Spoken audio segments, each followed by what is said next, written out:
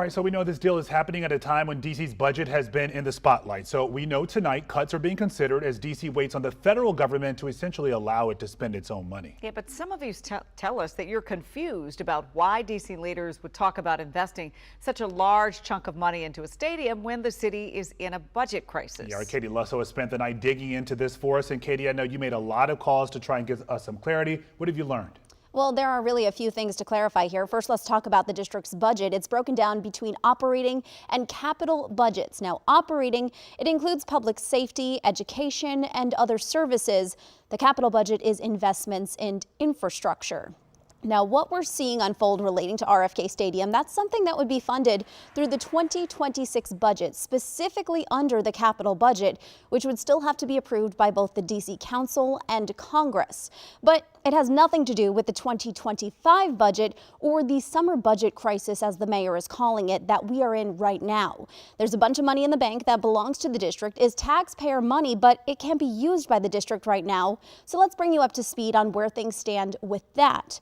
Now, in March, the Senate passed a standalone bill. It corrected a mistake in the federal spending bill that required D.C. to revert to its 2024 budget, forcing more than $1 billion in cuts. Now, a few weeks later, the president posted on social media in support of that funding bill passing and getting D.C. its own money back. Now, the House is where the holdup is.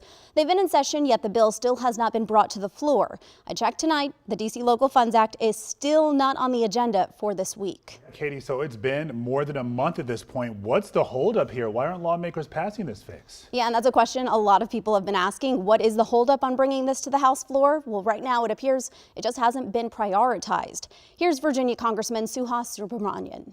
I don't know what the delay is. I'm going to be honest. We've got a Republican bill that passed in the Senate. We've got the president tweeting his support of it.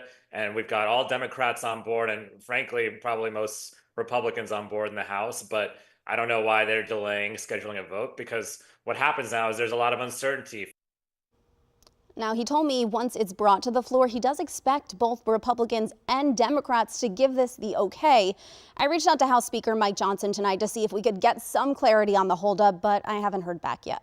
Listen, Katie, the district needs to be able to use its own money. The mayor says it's in the bank. She can't touch it. What is the deadline on when Congress needs to act before tough cuts have to be made? Well, the longer this drags out, as we've seen it, the more of an impact we could really see here. The mayor has already implemented a spending freeze, and as we speak, the city admin is putting in recommendations for potential cuts and furloughs.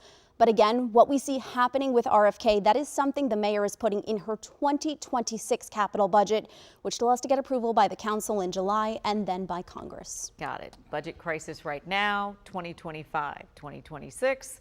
We'll see what happens with the stadium and everything else. Yeah, we know you'll keep looking at that House calendar to see when it's added.